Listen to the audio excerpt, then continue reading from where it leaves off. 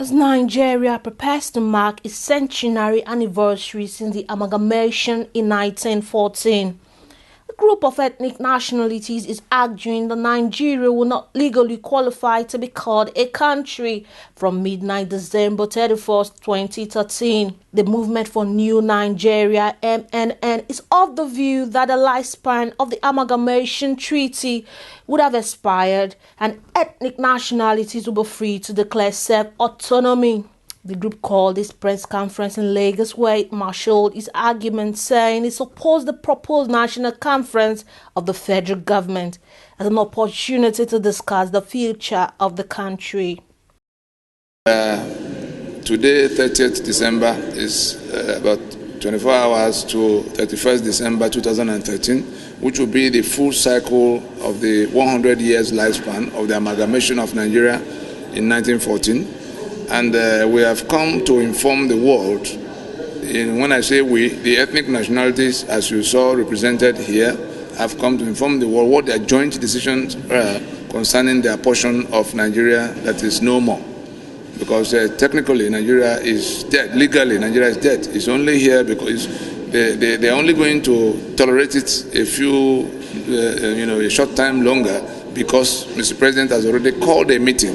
If that meeting had not been called before now, I can assure you that it will be impossible for anybody to govern the union, just like that, as they thought they could do.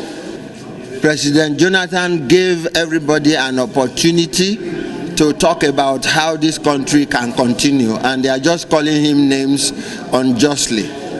And that opportunity that he has given them, they better make use of it, because if they don't, instead of ending it, which is not the intention, peacefully, we might end it in war.